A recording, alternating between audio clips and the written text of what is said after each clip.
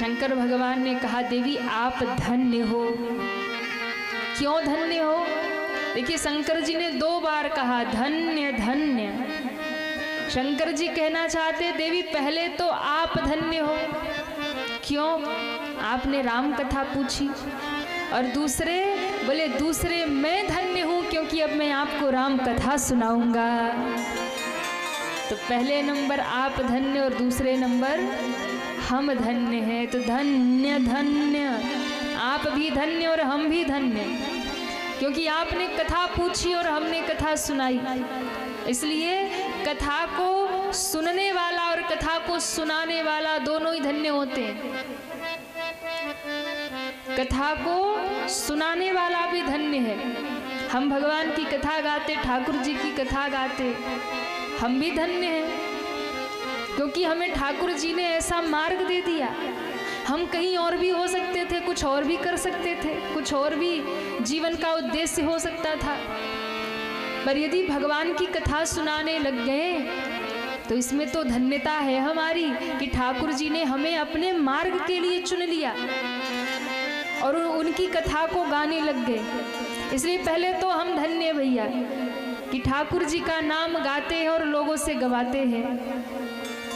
और दूसरी बात, हम कथा तो गाते हैं, पर यदि मानस सत्संग सेवा समिति हमको गोविंदपुर में ना बुलाती तो आप लोग को कथा कहाँ से मिल पाती। इसलिए जो कथा सुनवाते हैं, कथा सुनते हैं, वो भी धन्य होते हैं। इसलिए मानस सेवा समिति के सभी भक्त धन्यवाद के पात्र हैं कि जिन्होंने आप सबको सुनवाने के लिए ऐसा प्रबंध किया। महाराज अरे ताली जोर से बजा दो। हाँ? जिनके कारण आप भगवान में लग जाओ ना, उसको धन्यवाद देना। जिसके कारण आपको भगवान की याद आ जाए उसको धन्यवाद देना। जिसके कारण आपको जीवन में कथा सत्संग मिल जाए उसको धन्यवाद देना। जिसके कारण किसी के कारण कभी तीर्थ में चले जाओ, मंदिर चले जाओ, तो पहले उसको धन्यवाद देना कि भैया तुम्हारा धन्यवाद है जो तुमने हमें भगवान से जोड़ दिया।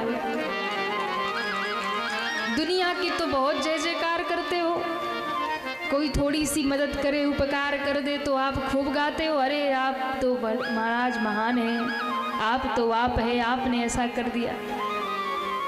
पर ध्यान दीजिए, दुनिया में कोई भी व्यक्ति जो आपको भगवान से जोड़ता हो, चाहे ये मानस सत्संग सेवा समिति आपको हर साल कथा करवा करके भगवान से जोड़ने का प्रयत्न कर रहा, तो समिति के भक्तों को भी धन्यवाद देना कि भैया आपका धन्यवाद है जो हर साल ये कथा करवा कर आप हमें राम जी से जोड़ रहे हो। और एक बात, अगर किसी के सहयोग से, किसी के प्रेम से भगवान से जुड़ो, भक्ति करो, तब तो उसको धन्यवाद देना ही देना। लेकिन कभी कभी होता है ना,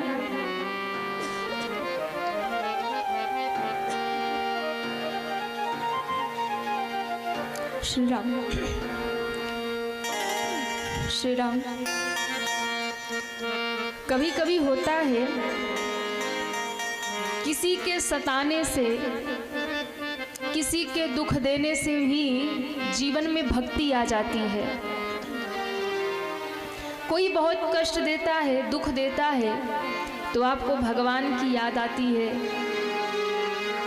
और जब कोई सताने लगे, कोई जीवन में कष्ट देने लगे, कोई जीवन में दुख देने लगे, और उस दुख से, उस कष्ट से, उसके सताने से यदि आप भगवान के भजन में लग जा रहे हैं, यदि आप भगवान की याद में लग जा रहे, तो भैया उस दुख देने वाले को भी धन्यवाद दे देना कि तुम्हारी वजह से हमारे जीवन में भक्ति आ गई, तुम्हारे वजह से हम भगवान में लग गए, तुम्हारा भी धन्यवाद। क्योंकि अगर वो सताता नहीं, दुख ना देता, कष्ट ना देता, तो आप भजन नहीं करते। तो किसी के सताने से भी, दुख देने से भी आप यदि भगवान में लग जाए तो उसका भी धन्यवाद दो। भैया बहुत बहुत धन्यवाद, क्योंकि सबसे अधिक भगवान को हम तब याद करते हैं जब दुख आता है जीवन में।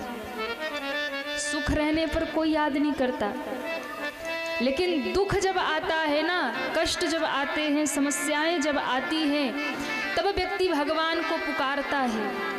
और जितना अच्छा दुख में पुकारता है उतना अच्छा सुख में नहीं पुकारता। दुख में जितना अच्छा भजन होता है, सुख में उतना अच्छा भजन नहीं होता।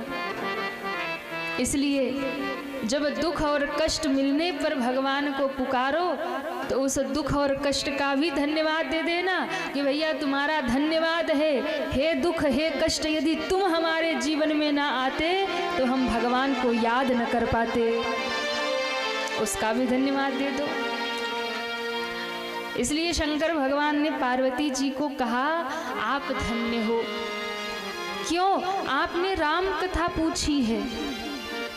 पूछे हूँ रघुपति कथा प्रसंग, सकल लोक जग पावन गंगा। हे पार्वती जी, आपने जो कथा पूछी है ना, ये कथा भी एक गंगा है और ये गंगा सारे जगत को पावन करने वाली है। शंकर जी के द्वारा दो गंगा प्रकट हुई। कितनी गंगा? अरे जोर से तो कहिए, दो गंगा। एक गंगा शंकर जी के जटा से बही, जटा से निकली, धरती पे आई पापियों को तारने के लिए। और जो जटा से गंगा निकली धरती पर आई, उस गंगा को जो जटा से बहती है उसे वो भागीरथी गंगा कहलाई, उसे भागीरथी गंगा कहते हैं। और दूसरी गंगा जो शंकर जी के द्वारा प्रकट हुई वो शंकर जी के मुख से निकली महाराज, दूसरी गंगा। तो जो जटा से बही, जो जटा से निकली वो भागीरथी गंगा कहलाई, और जो गंगा मुख से प्रवाहित हुई वही गंगा राम कथा की गंगा कहाई। तो ये कथा भी गंगा है जो शंकर जी के मुख से आज प्रवाहित हो रही है। तो शंकर जी ने कहा देवी आपने जो कथा पूछी है ना, सकल लोक जग पावनी गंगा, ये सारे जगत को पावन करने वाली गंगा है, सारे लोक को पावन करने वाली गंगा है। क्यों? क्योंकि भागीरथी जो गंगा बही ना, उसकी एक सीमा है। वो गंगा तो किसी गांव से, किसी प्रांत से, किसी शहर से होके निकली है, और जहां से निकली है बस उन्हीं लोगों का उद्धार कर रही है। अगर आपको गंगा तक जाना होगा तो जिस नगर में, जिस गांव में, जिस प्रांत में, जिस शहर में गंगा बहती है, जिस तीर्थ में गंगा बहती है, आपको प्रबंध करके वहां तक पहुंचना होगा। 2-4 लोगों को इकट्ठा करना होगा और धन की व्यवस्था करना होगा, कुछ जरूरी सामान उपस्थित करना होगा, व्यवस्थित करना होगा। गठरी बांधोगे, धन जुटाओगे, लोगों को जुटाओगे, फिर कहीं जाके गंगा जी नहाओगे। जहां भी गंगा बह रही हो वहां जाना पड़ेगा। शंकर जी ने कहा देवी आज तुमने जो कथा पूछी है और मुख से मेरे प्रवाहित होगी, ये कथा की गंगा है। और ये सकल लोक जग पावनी गंगा, जटा से बहने वाली गंगा की तो एक सीमा है, वो किसी गांव से, किसी क्षेत्र से, किसी प्रांत से बहेगी। लेकिन मुख से जो कथा गंगा निकली है ना, इस गंगा की कोई सीमा नहीं है। ये गंगा त्रैलोक में प्रवाहित होगी और त्रैलोक को ही धन्य धन्य कर देगी। अब आप लोग बताइए, आपको गंगा जी जाना हो तो अपना गांव छोड़ना पड़ेगा कि नहीं? गांव से बाहर निकलोगे और कहीं तीर्थ जाना पड़ेगा, काशी जी जाओगे, हरिद्वार जाओगे, तब जाके गंगा जी मिलेंगी, प्रयाग जाओगे तब जाके गंगा जी मिलेंगी। पर कथा गंगा की कितनी कृपा है, आपको अपना ये गोविंदपुर भी छोड़कर जाना नहीं हुआ, आपको अपना मंगेर भी छोड़ना नहीं हुआ। कथा की गंगा प्रवाहित होते हुए आपके दरवाजे तक आ गई महाराज। ना घर छोड़ना हुआ, ना गांव छोड़ना हुआ, आपके दरवाजे कथा आ गई कि नहीं आ गई। और आप लोग इसमें गोता लगा के धन्य धन्य हो रहे।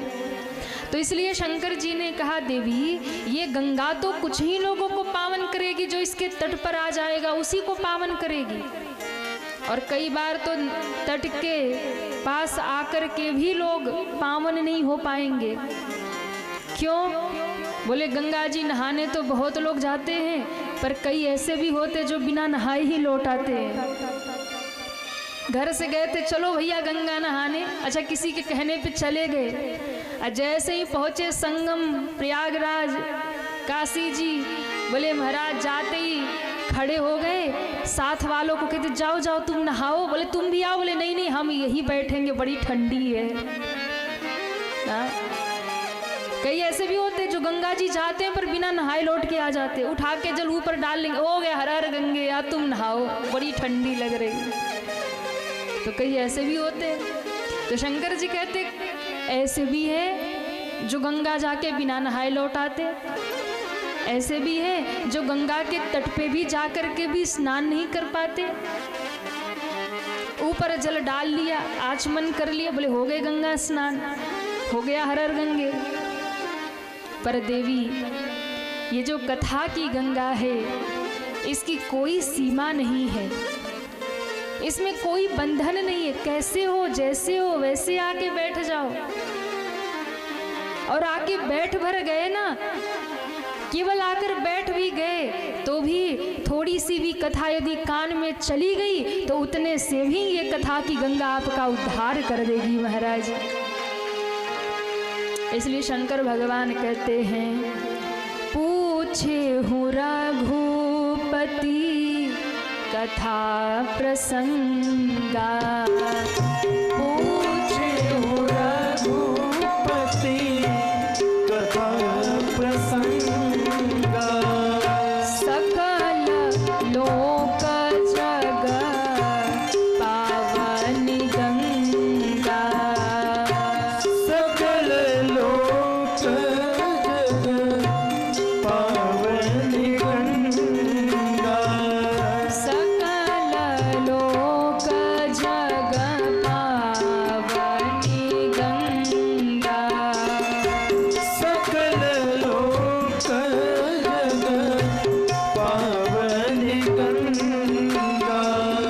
श्री राम जय राम जय जय राम, श्री राम जय राम जय जय राम, श्री राम जय राम जय जय राम, श्री राम जय राम जय जय राम,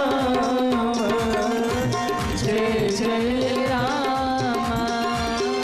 जय जय राम, जय जय राम।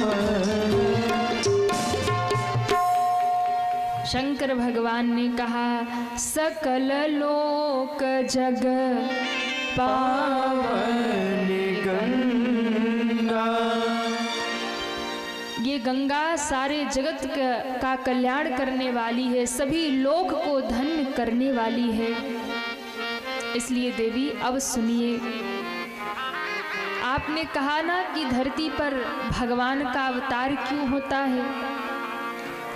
जो निर्गुण निराकार निरह निरुपम ब्रह्म है वो साकार कैसे हो गया। तो भगवान जो निराकार है वो साकार हो गए, इसमें कोई बड़ी बात नहीं है। क्यों? अगु नहीं सगु नहीं, नहीं कछु भेदा। देवी निर्गुण और सगुण में कोई अंतर नहीं है। क्यों? जो भगवान निराकार हैं वही भगवान साकार हैं, और जो साकार है वही निराकार हैं, दोनों एक हैं। ये भक्त के हृदय का भाव है। कोई उसे निराकार मानता है तो वो निराकार बन जाते हैं, कोई उन्हें साकार मानता है तो वो साकार बन जाते हैं, पर अंतर कोई नहीं है। जिस भाव से भक्त भगवान को पुकारता है, भगवान वही रूप बना के उसके सामने खड़े हो जाते हैं, जिस भाव से पुकारेगा।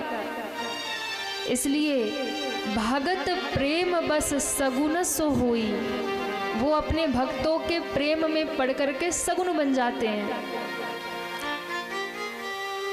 क्योंकि भगवान का प्रण है कि मेरा भक्त जो चाहता है मुझसे, मैं उसको वैसा ही बन के मिल जाता हूँ। भगवान का प्रण है कि जो भक्त मुझे जैसे पुकारेगा मैं उसे वैसे मिल जाऊंगा। जो जिस भाव से पुकारेगा उसको उसी भाव में मिल जाऊंगा। और इसलिए भगवान को पाने के लिए कोई सीमा निर्धारित नहीं है कि आप ऐसा ही करो तो ही भगवान मिलेंगे।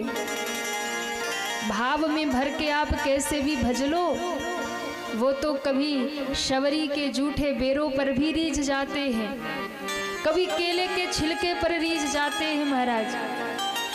कभी अर्जुन कहता है मेरा रथ चलाओ, तो ठाकुर जी उसी में राजी हो जाते हैं। गोपियाँ कहती है नाच के दिखाओ, तो ठाकुर जी उसी में राजी हो जाते हैं, नाच के भी दिखाते हैं। कभी सुदामा जैसे भगत के चरण दबाने लग जाते हैं, कभी वो प्रहलाद के लिए नरसिंह बन जाते हैं, कभी गज की पुकार हो हरि बनकर प्रकट हो जाते हैं, कभी द्रौपदी पुकारे तो वस्त्रावतार लेकर के वस्त्र बनकर के प्रकट हो जाते हैं महाराज। भगवान कहते हैं मैं भक्तों के अधीन हूँ, भक्त मुझे जिस भाव से पुकारता है मैं वही बन जाता हूँ, वैसे उसके सामने आ जाता हूँ जिस भाव से पुकारेगा। अब भगत के ऊपर है कि वो मुझे चाहे तो सूकर बना ले, मत्स्य बना ले, नरसिंह बना ले। 12 अवतार भी भगवान ने लिया था, सूकर बन के प्रकट हो गए थे पृथ्वी के उद्धार के लिए। कभी मत्स्य अवतार ले लिया, मछली बनकर के प्रकट हो गए भक्तों की रक्षा के लिए। कभी कच्छप अवतार हुआ, कछुआ बन के प्रकट हो गए भक्तों की रक्षा के लिए। कभी आधा मनुष्य और आधा पशु बन के नरसिंह अवतार लेकर के प्रकट हो गए प्रहलाद की रक्षा के लिए।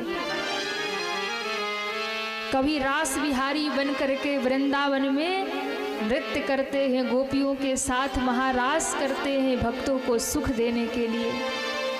कभी राम बनकर के धरती पे आते हैं तो मर्यादा सिखाते हैं, कभी कृष्ण बनकर आते हैं तो प्रेम सिखाते हैं। तो भगवान का अपना क्या है? भगवान का तो सब भक्तों का ही है। भगवान कहते जिस भाव से मुझे जो पुकारेगा मैं उसी भाव से उसे प्राप्त हो जाता हूँ। अब भगत के हाथ में है कि भगवान को क्या बना ले। ये भक्त चाहता है, जो भक्त चाहेगा, जो साकार चाहेगा तो साकार बन जाएंगे, जो निराकार बने चाहेगा वो निराकार बन जाएंगे। दशरथ और कौशल्या ने बेटे के रूप में चाहा तो पुत्र बन गए, नंद और यशोदा ने पुत्र के रूप में चाहा तो बेटा बन के आ गए। जिस भाव से जिसने पुकारा भगवान भक्तों की इच्छा पूर्ण करने के लिए वही वही रूप लेकर धरती पर अवतरित हो गए महाराज। और इसीलिए तो कहते हैं भगत के बस में है भगवान, भगत के बस में है भगवान, भगत बिना ये कुछ भी नहीं है, भगत बिना ये कुछ भी नहीं है, भगत है इनकी जान, भगत के बस में है भगवान, भगत बस में है भगवान।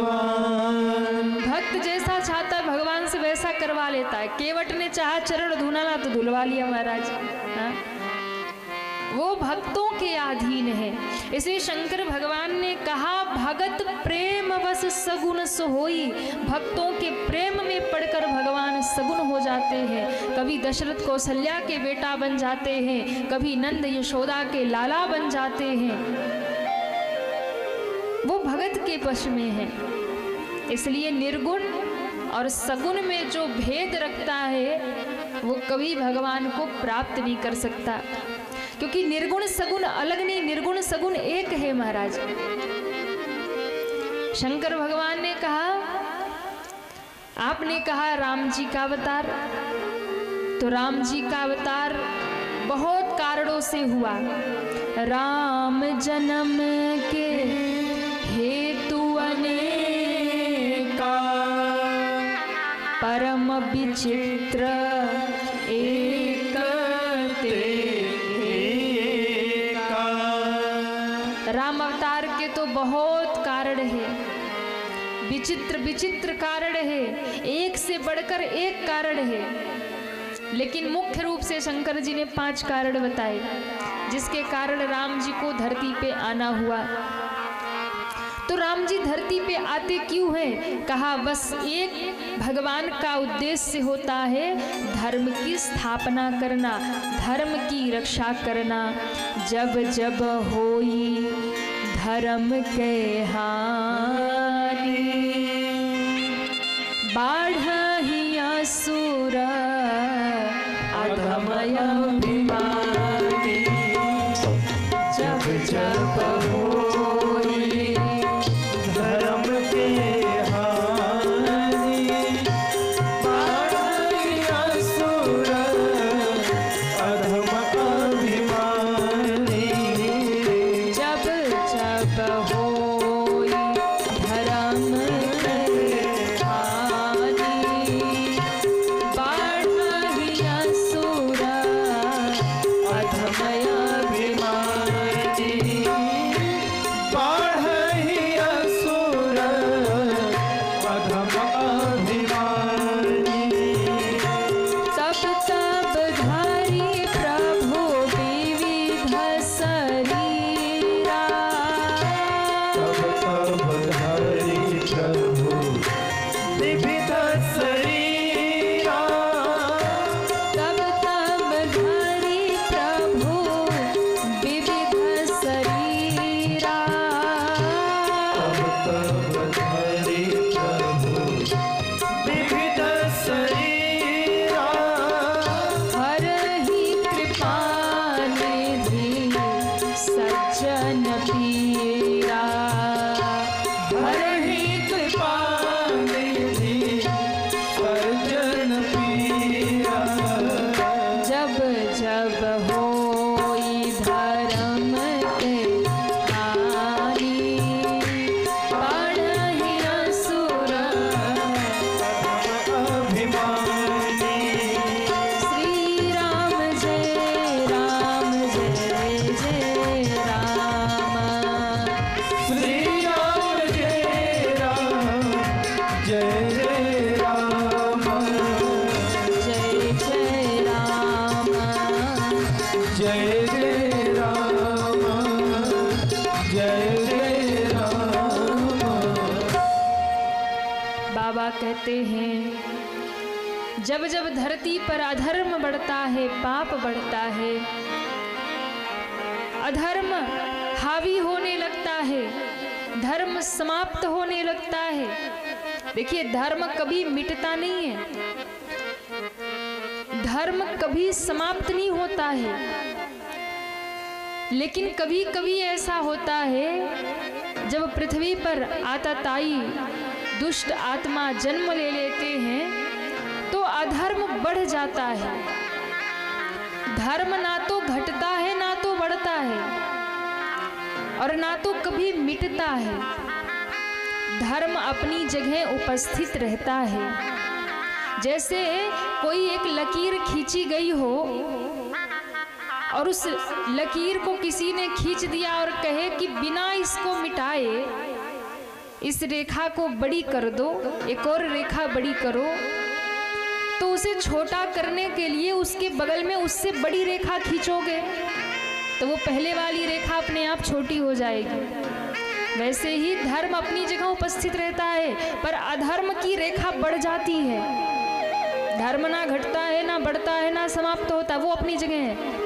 अधर्म बढ़ता है। बाढ़ई असुर अधम अभिमानी, अधर्म बढ़ता है, पाप बढ़ता है। और जब अधर्म बढ़ता है, पाप बढ़ता है, तो उसी अधर्म को, उसी पाप को मिटाने के लिए, असुरों का संहार करने के लिए और धर्म को स्थापित करने के लिए भगवान धरती पर अवतार लेते हैं। तब तब धरी प्रभु विविध शरीर, हरहि कृपा निधि सज्जन पीर। भगवान अपने भक्तों को सुख देने के लिए, उनके कष्ट हरने के लिए अवतरित होते हैं, प्रकट होते हैं। तो राम जी धरती पे क्यों आए? बोले 5 कारण। एक बार नारद जी ने श्राप दे दिया भगवान श्री हरि विष्णु को, क्योंकि नारद जी को अभिमान हो गया था कि मैंने काम और क्रोध को जीत लिया, इसलिए मैं तो महादेव से भी बड़ा हो गया, मैं तो विष्णु से भी बड़ा हो गया। मैंने काम को जीता, क्रोध को जीता। तो भगवान को लगा कि अब मेरे भक्त के मन में अभिमान का अंकुर प्रकट हो गया और इसे अभिमान के अंकुर को जड़ से निकालना होगा। तो जड़ से निकालने के लिए भगवान ने थोड़ा सा उस अभिमान को और बढ़ा दिया, अभिमान को बढ़ा दिया और लीला कर दी ठाकुर जी ने। नारद जी के मन में विवाह की इच्छा उत्पन्न हो गई, और जब विवाह की इच्छा उत्पन्न हुई तो भगवान ने अपनी माया से एक नगरी बना दी, एक राजा बना दिया, एक राजकुमारी बना दी। शीलनिधि नामक राजा है, विश्व मोहिनी नामक कन्या है, उसका स्वयंवर हो रहा और नारद जी उसी रास्ते से जा रहे। श्रीमन नारायण नारायण, श्रीमन नारायण नारायण नारायण, भजमन नारायण नारायण नारायण, भजमन नारायण नारायण, नारायण, श्रीमन नारायण नारायण नारायण, श्रीमन नारायण नारायण नारायण, श्रीमन नारायण नारायण नारायण। श्रीमन नारायण नारायण नारायण। नारद जी जा रहे थे और नारायण नारायण गा रहे थे। इतने में नारद जी की दृष्टि पड़ गई, किसका राज्य है, क्या हो रहा। नारद जी ने देखा बड़े उत्सव की तैयारी हो रही, पहुंच गए शीलनिधि राजा के दरबार में। श्रीमन नारायण नारायण नारायण, श्रीमन नारायण नारायण नारायण, नारायण। नारायण। शीलनिधि राजा के दरबार में पहुंचे, पता किया क्या हो रहा है, तो पता चला कि राजा की एक बेटी है, राजकुमारी विश्व मोहिनी, जिनका स्वयंवर हो रहा। तो राजा ने कहा कि बेटी का हाथ देख के बता दो कैसा वर मिलेगा। नारद जी ने हाथ की रेखा पड़ी तो दंग रह गए। जो यही बरई अमर सोई होई, जो इसको वर्ण करेगा वो अमर हो जाएगा, सारे जगत में उसे कोई जीत नहीं पाएगा। नारद जी ने ये सब जब पढ़ा तो नारद जी के मन में आया कि क्यों ना मैं ही विवाह कर लूं, और यदि मैंने विवाह कर लिया तो मैं भी सारे जगत में पूज्य हो जाऊंगा। वैसे भी मैंने काम क्रोध को जीत ही लिया है। और भगवान विष्णु की तरह जगत में मेरी भी पूजा हो जाएगी। लेकिन मैं ठहरा साधु बाबा, ये ठहरी राजकुमारी, हमें वरण क्यों करेगी? तो नारद जी को लगा कि अगर भगवान विष्णु जैसा रूप मिल जाए तो ये अवश्य ही मुझे वरण कर लेगी। अब इस समय नारद जी के पास समय नहीं है। नारद जी को लगा अगर वैकुंठ जाऊंगा और आऊंगा तो इतने में तो विलंब हो जाएगा, स्वयंवर हो जाएगा। नारद जी तुरंत उठे, राज्य के बाहर निकले, वीणा पे हाथ रख के कहा नारायण। जैसे ही कहा नारायण तो भगवान प्रकट हो गए। हाँ नारद बताओ। आपन रूप देहु प्रभु मोहि, आन भाति नहीं पावहु ओहि। नारद जी ने कहा एक इच्छा है प्रभु मन में। हाँ नारद बताओ। भगवान की तो सब लीला थी। प्रभु आप अपना रूप मुझे दे दो, हरि रूप दे दो मुझे। भगवान ने कहा अच्छा क्या करोगे? तो नारद जी ने संकेत में कहा आन भात नहीं पावऊं ओहि, और किसी प्रकार से वो मुझे नहीं मिल सकती, बस आपका रूप मिल जाए तो मिल जाएगी। भगवान ने कहा कौन? वो कौन? नारद जी को लगा ये बड़े छलिया हैं और विवाह करने में एक्सपर्ट हैं। कृष्ण रूप में आए तो 16,108 विवाह कर लिए। कहीं हमने इनको बता दिया कि विश्व मोहिनी का स्वयंवर हो रहा और वहाँ जा रहे विवाह करने, तो हमसे पहले ये पहुँचेंगे और जाके वरमाला डलवा लेंगे। तो नारद जी ने कहा महाराज बस संकेत में समझ लो, आन भात नहीं पावऊं ओहि, बस उसी को माना है। बोले किसको? वो कौन? नाम तो बताओ। नारद जी ने कहा प्रभु आज क्षमा करिए, विवाह के पहले पत्नी का नाम नहीं लेते। भगवान ने कहा अच्छी बात है, तो तुम्हें हरि रूप चाहिए? बोले बिल्कुल। भगवान ने मुख बना दिया बंदर का, और देखो नीचे से तो पूरा अपने जैसा रूप बना दिया, बढ़िया शेरवानी पहना दी, बढ़िया श्रृंगार, बढ़िया मुकुट सब कर दिया, पर चेहरा ही बंदर का बना दिया। बोले अब जाओ। नारद जी चले और जाकर सभा में बैठ गए अभिमान में। क्यों? मेरे जैसा सुंदर कौन है? ये वरमाला तो मुझे ही डालेगी। विश्व मोहिनी जैसे ही माला लेके आई, पहली ही पंक्ति में नारद जी बैठे थे। देखते ही उसका मूड ऑफ हो गया। बोले ये बंदर कहाँ से आके बैठ गया है? और जिस लाइन में नारद जी बैठे थे ना, विश्व मोहिनी ने पूरा लाइन ही छोड़ दिया, दूसरे लाइन में पहुंच गई। अच्छा, अगल बगल दो शंकर जी के गण भी बैठे थे, क्योंकि नारद जी को लगता था मैं शंकर जी से महान हो गया, इन्होंने कामदेव को जलाया, हमने जीत लिया। तो शंकर जी ने भी दो गणों को भेज रखा था। बोले लाइव टेलीकास्ट करते रहना, हम भी जरा देखते रहे, सुनते रहे क्या हो रहा है, वहाँ चल क्या रहा है ये मुझे भी पता चले। दो गण बैठे अगल बगल। अरे जय हो प्रभु आपकी, चिंता मत करिए, विश्व मोहिनी आप ही के पास आएगी। अरे गजब सुंदर लग रहे हैं, इनके बाल देखो, अरे मुकुट तो देखो, पीताम्बर तो देखो, सब प्रशंसा कर रहे। नारद जी फूले जा रहे हैं, पर विश्व मोहिनी ने वो लाइन ही छोड़ दी महाराज। क्यों? नारद जी संत हैं, विश्व मोहिनी माया है। और ध्यान रखिएगा, भगवान की माया सबको पकड़ सकती है, पर जो संत की लाइन में, जो संत की पंक्ति में भी बैठ जाएगा, जो संत के बगल में भी बैठ जाएगा, माया को पकड़ना तो छोड़, दूर है, माया उसे छोड़ करके दूसरे लाइन में चली जाएगी महाराज। माया कभी उसका वर्ण नहीं कर सकती जो संत की, साधु की, पर जो गुरु की लाइन में बैठ गया हो। भगवान उसी समय प्रकट होते हैं। विश्व मोहिनी तो भगवान की ही पत्नी माया थी, और महाराज भगवान के गले में वरमाला डाल दिया। सबने जय जयकार किया, बोले नारायण भगवान की जय हो। भगवान अंतर ध्यान हो गए। नारद जी बौखलाए, गणों से कहते तुम लोग कह रहे थे कि वो हमारे पास आएगी, पर ये क्या हुआ? दोनों हंसे, बोले अपना चेहरा तो देखिए आओ जाके। नारद जी ने जाके जल के एक सरोवर में अपना स्वरूप देखा। मरकट बदन भयंकर देही, उस रूप को जब देखा नारद जी को क्रोध भर आया। आज विष्णु ने मेरे साथ छल किया, मैं उन्हें छोड़ूंगा नहीं।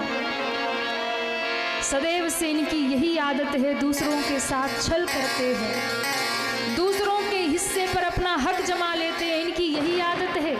अरे समुद्र मंथन से विष निकला तो शंकर को पिला दिया, अमृत निकला तो देवताओं को बांट दिया। दैत्यों को क्या मिला? उन्हें मदिरा पिला दी। ये छलियां हैं विष्णु, इनको आज इनको श्राप दूंगा। आज इन्हें पता चलेगा अच्छे से पाला पड़ गया है मेरा। और गुस्से में तमतमाते नारद जी जा रहे, सामने से भगवान विष्णु आ रहे। अकेले नहीं आ रहे, एक तरफ लक्ष्मी जी और दूसरे तरफ विश्व मोहिनी। और हंसते मुस्कुराते ठाकुर जी आके सामने खड़े हो गए। विश्व मोहिनी से कहा, रे देवी महात्मा का दर्शन हुआ, अभी अभी ब्याह हुआ है, महात्मा का आशीर्वाद लो। इतना सुनते नारद जी और क्रोध में।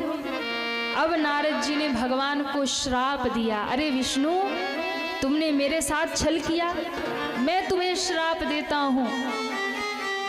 तुमने मेरा विवाह नहीं होने दिया, इसलिए पहला श्राप है कि तुम धरती पर मनुष्य बन करके जाओगे। धरती पर तुम्हें मनुष्य का रूप धर के जाना पड़ेगा। और नारी बिरह तुम होब दुखारी, पत्नी के बिरह में तुम्हें रोना पड़ेगा। और जिस बंदर का मुख बनाकर जगत में मेरी हंसी करवाई है ना, करी है कीस सहाय तुम्हारी, उस समय उस संकट में कोई और नहीं, ये बंदर भालू ही तुम्हारी सहायता करेंगे। भगवान ने पहले मौन रह के सारे श्राप को सिरोधार्य किया। माया समेटी, लीला समेटी, वैष्णवी माया खींच ली।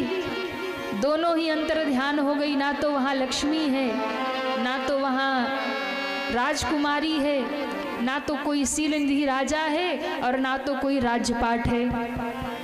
अब नारद जी का मोह भंग हुआ तो याद आया, ये मैंने क्या कर दिया, मैंने तो अपने भगवान को ही श्राप दे दिया। चरणों में गिर के रोने लगे, हे प्रभु मुझे क्षमा करिए, मुझे नहीं पता मैंने क्या किया। ये सब हुआ मेरे अभिमान के कारण। मैं तो सदैव से आपका भक्त हूँ, पर आपने मुझे रोका क्यों नहीं? मेरी बुद्धि काम नहीं कर रही थी, आप तो सर्वज्ञ हैं ना, आप तो मेरी बुद्धि बदल सकते थे। क्यों श्राप, इतना कठोर श्राप? आपको धरती पे जाना पड़ेगा, आपको पत्नी के विरह में रोना पड़ेगा। आपकी सहायता बंदर भालू करेंगे, मनुष्य नहीं करेंगे। भगवान ने मुस्कुरा के कहा, नारद जी ये संत का श्राप है, और संत का श्राप कभी श्राप नहीं होता है, वो सदैव वरदान हुआ करता है। ये सब मेरे लिए वरदान है। मैं मनुष्य रूप लेकर के धरती पे जाऊंगा जगत का कल्याण करने, और पत्नी के विरह में मैं रोऊंगा, और इससे भी जगत का कल्याण ही होगा। जानकी का हरण होगा तभी तो रावण मारा जाएगा। और दूसरी बात, आपने कहा करी है कीस सहाय तुम्हारी, मेरी सहायता बंदर भालू करेंगे, ये श्राप थोड़े है, ये तो वरदान है। क्यों? क्योंकि बंदर भालू मेरी सहायता करेंगे। कोई मनुष्य होगा मेरी सहायता करेगा तो जीवन भर कहेगा कि हमने उनकी सहायता की थी, जीवन भर एहसान याद दिलाएगा। पर ये बंदर भालू मेरी सेवा करेंगे, फिर जंगलों में लौट जाएंगे, कभी एहसान जताने नहीं आएंगे कि हमने तुम्हारी सहायता करी थी। इंसान तो फिर भी घूमता फिरेगा, देखो देखो जब इनके पास कुछ नहीं था तो हम इनके साथ खड़े थे, आज बड़े महात्मा बन गए, आज बड़े आदमी बन गए। दुनिया तो यही करती है ना, दुख में अगर कोई साथ दे जाए तो जीवन भर आपको गुलाम बना के रखना चाहेगा कि भैया हमने इनकी सहायता की थी। नारद जी का मोह भंग हुआ, भगवान ने श्राप को स्वीकार किया। दूसरा वरदान, दूसरा जो कारण बना रामावतार के लिए, वो नारद जी का श्राप। पहला कारण, जय और विजय जो दो द्वारपाल भगवान के थे, उन्हें भी श्राप लगा था राक्षस बनने का। उनके उद्धार के लिए भगवान आए। तीसरा कारण, सती वृंदा ने भगवान को श्राप दिया। सती वृंदा जो आज तुलसी के रूप में विराजमान है, किनके घर में तुलसी का वृक्ष है? सबके घर में तुलसी का वृक्ष होना चाहिए। भक्त का घर हो, सनातनी का घर हो, तो द्वार पर आंगन में तुलसी का बिरवा जरूर होना चाहिए, क्योंकि तुलसी भक्ति का स्वरूप है। और जिसके आंगन में तुलसी विराजमान हो, समझ लेना साक्षात भक्ति महारानी आपके आंगन में विराजमान है। तुलसी कौन है? वही है सती वृंदा, जिनके पति जलंधर थे। भगवान ने छल करके उन्हें मरवाया। वृंदा ने श्राप दिया भगवान को, आपको धरती पे जाना पड़ेगा, यही मेरा पति जलंधर रावण बनेगा। आपने मेरे साथ छल किया, यही मेरा पति रावण बनकर आपके साथ छल करेगा, आपकी पत्नी लक्ष्मी का हरण करके ले जाएगा। श्राप दिया। और वही वृंदा जब समाप्त हुई तो उसकी चिता से भगवान के अश्रु से एक पौधा प्रकट हुआ, जिसको भगवान ने नाम दिया तुलसी। और ठाकुर ने वचन दिया कि आज के बाद जब भी मैं भोग लगाऊंगा, कोई 56 भोग रखे और उसमें तुलसी दल ना हो तो मैं स्वीकार नहीं करूंगा, पर हाँ दाल रोटी भी रख दे और उसमें तुलसी का पत्ता पड़ जाए तो मैं उसे स्वीकार कर लूंगा। इसलिए तुलसी के बिना ठाकुर जी भोग स्वीकार नहीं करते। इसके बाद में कथा, चौथा कारण, प्रताप भानु को श्राप लगा था, जिसके कारण भगवान को आना पड़ा। पांचवा कारण, मनु और शत्रुपा जी ने तप किया। भगवान ने प्रकट होके कहा क्या वरदान चाहिए? भगवान को देखा सो देखते रह गए। कहा आपके जैसा बेटा चाहिए। भगवान ने कहा मेरे जैसा तो मैं हूँ, मेरे जैसा कौन है दुनिया में? मैं ही हूँ। लेकिन आपकी इच्छा है तो मैं वरदान देता हूँ, मैं स्वयं बेटा बन के आऊँगा।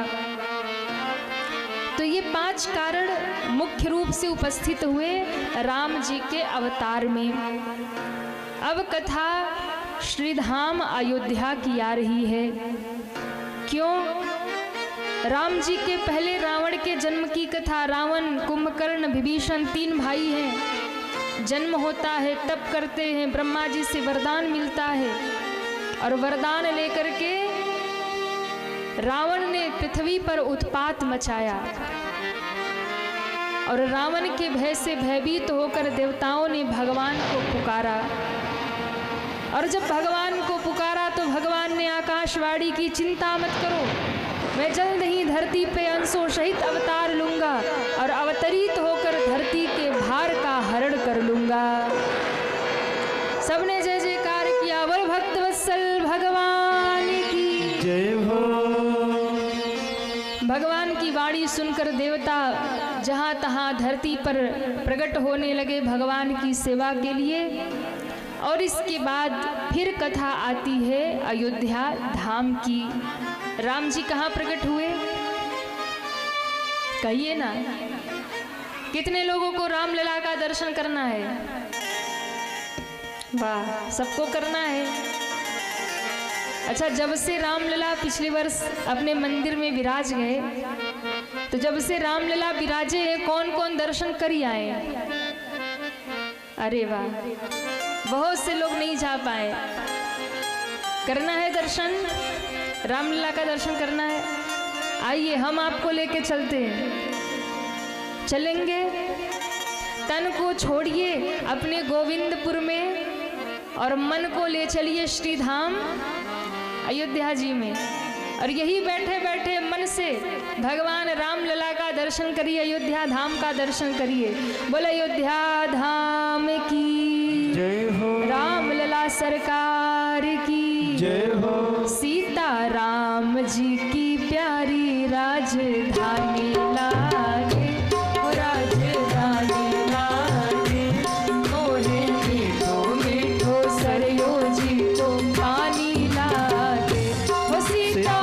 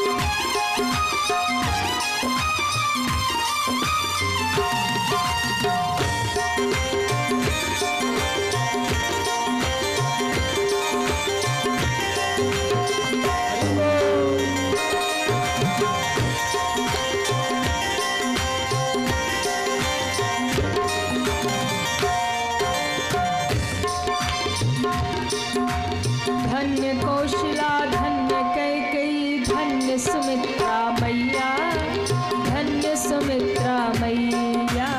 धन्य कौशल्या धन्य कैकेयी धन्य सुमित्रा मैया, धन्य सुमित्रा मैया।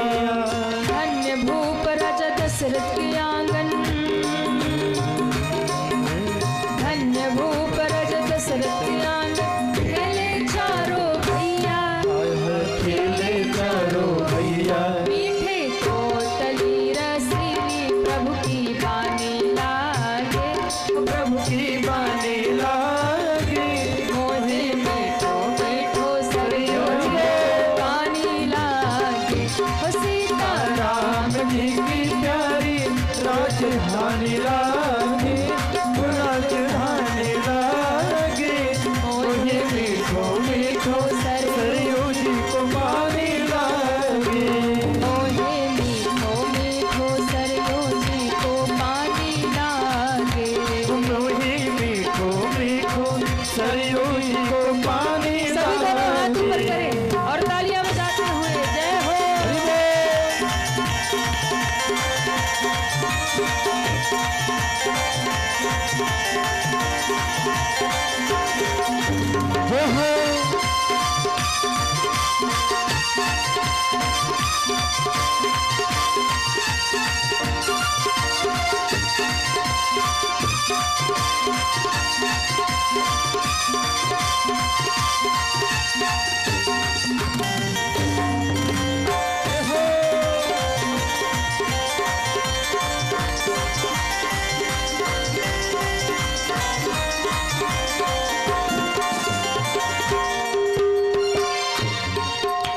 छोटी छावनी रंग महल हनुमान गढ़ी अति सुंदर, हनुमान गढ़ी अति सुंदर।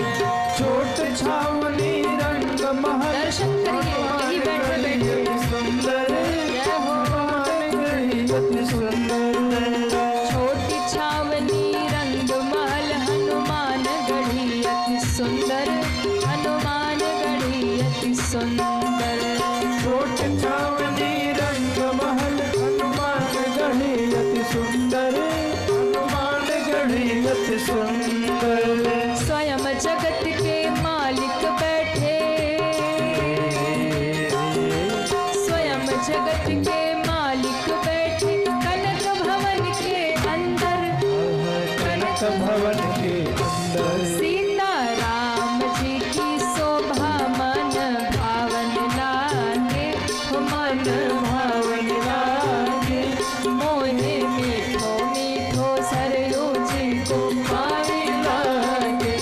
सीता राम जी की शोभा मन भावन लागे, मन भावन लागे।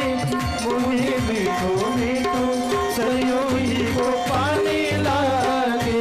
हो सीता राम जी की प्यारी राजधानी लागे, हो राजधानी लागे।